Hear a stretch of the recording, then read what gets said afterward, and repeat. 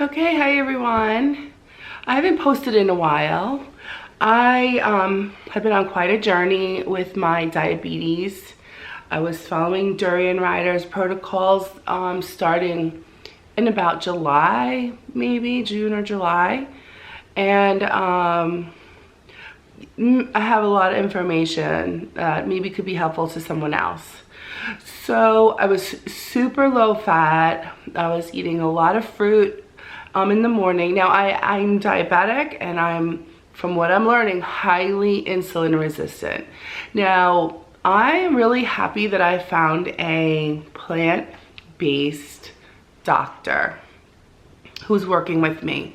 And so she understands what Dr. Bernard is saying, what Cyrus and Bobby are saying. These are the, vegan, low-fat diabetes, authors and teachers out there. Dr. McDougall, she goes to all the conferences, so she understands. But she and I were both surprised to find out that how high my blood sugar was still, even though I was, totally low fat and vegan. I was doing a lot of fruit, I was doing some sugar, and I was basically just eating low fat vegan. I was eating kind of a range of foods that fell in that category.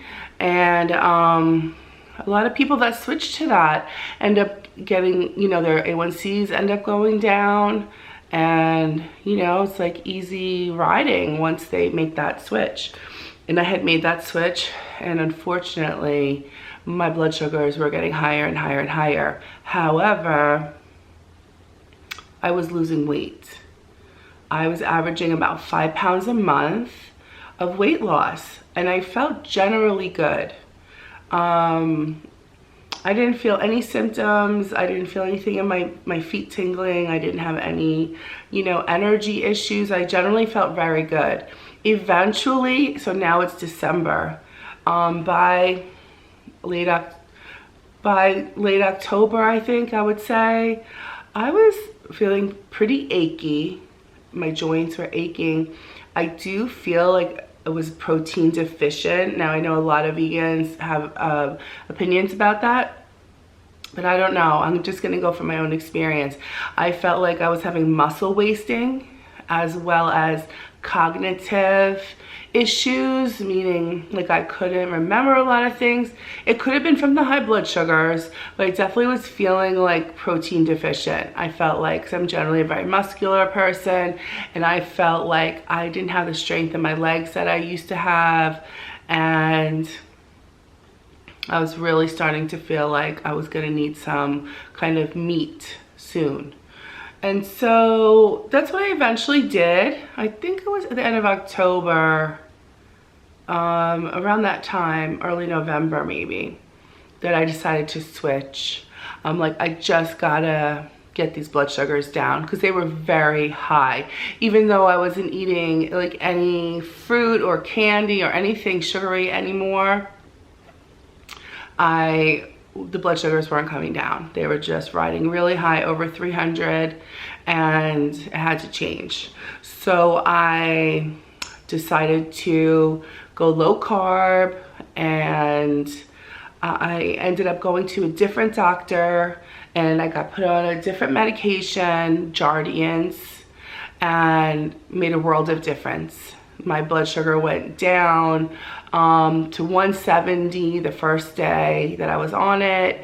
It was from the medication, but also was the fact that I was low carb. So it all contributed. And so I didn't really like that doctor at all. So I've since been back to the other doctor, and I'm gonna work with her still, because this is what's really important information. If you have a doctor that, if you're diabetic and you're trying to, get rid of your diabetes, and you're trying low fat, and you're not getting results, I'm gonna encourage you to get your insulin checked. Not your blood glucose, but your insulin. So I've been keto, and I've been low fat, vegan. I've done the whole gamut, and thankfully I did get my insulin tested when I was keto before I went low fat, and it was at 55 when I did it about a year ago.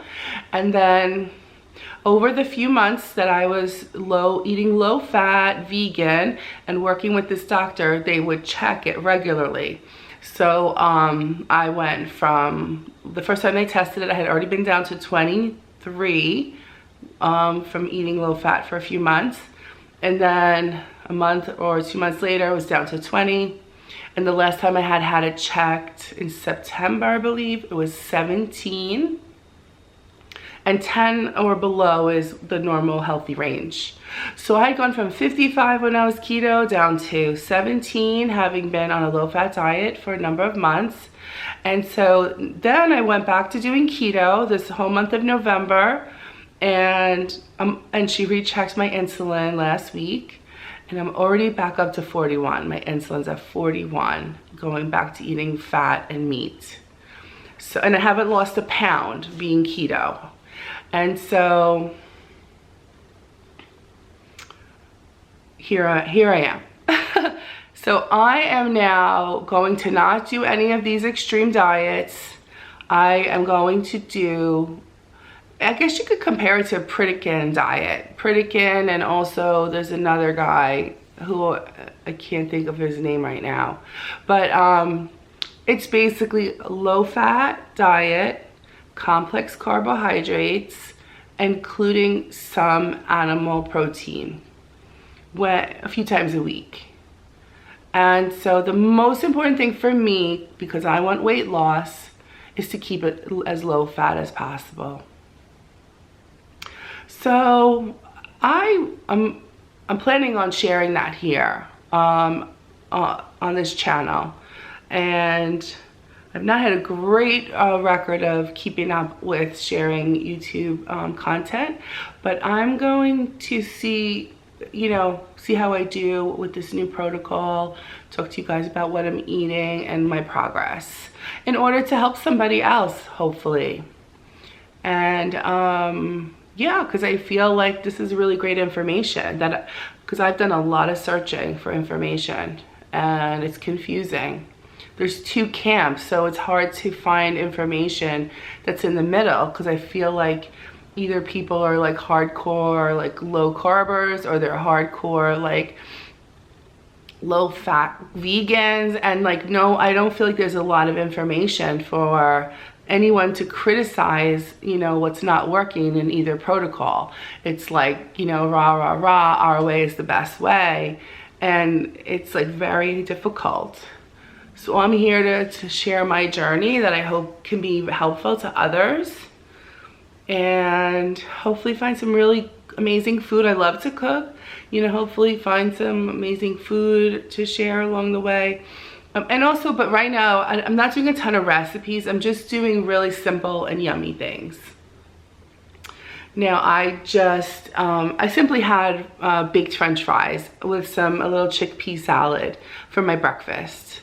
And in about an hour or 45 minutes or something, I'm gonna test my blood sugar to see how that meal did. And definitely gonna get my exercise in. I'm really been getting into exercise for many reasons, but just a sedentary life is just not good for anybody. So anything we can do to keep the body moving, even something simple like Tai Chi or gentle yoga and stretching, Qigong, like these simple movements. We just want to keep the body moving and keep all the limbs moving, all the joints moving through their full range of motion, to keep everything like supple and lubricated. You want to keep the lymphatic system moving. You want to keep the blood flowing well. Any movement that you can, it doesn't have to be a major workout, just keep the body moving. And if you do sit a lot, just do what you can to get up a little more frequently, walk around the block, do some calisthenics. I've been doing this. Do some calisthenics while you're watching a program or YouTube or something on TV.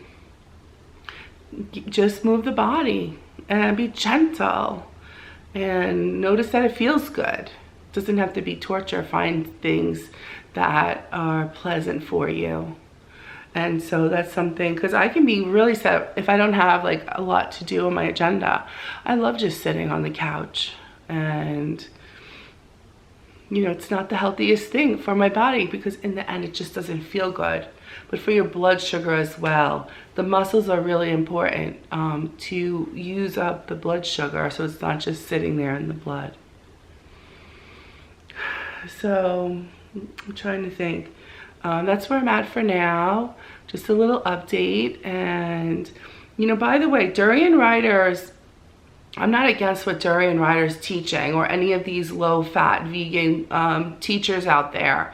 I think that really works, but I think it just totally depends on how insulin resistant you are from the start, because you will reduce your insulin levels, which means you're becoming less insulin resistant when you stay on the low-fat protocol. However, if you are still insulin resistant, if there is still a lot of fat, see, what I believe has happened to my body is, as I was liberating fat by losing weight, so I was barely eating any fat in my diet, but I was losing about 5 pounds a month. So these fatty acids are being like basically liberated, you know, and released in the body. And it's that fat, either whether it's the visceral fat or it's the fat that's being released as you're losing fat, that it's keeping you insulin resistant. But what I'm learning is you got to keep going. And if the blood sugars are too high in the process, what I'm learning is I got to just find a way to bring that down, whether it's through more medication or, you know, continuing to work with the diet, not be too high in simple carbs.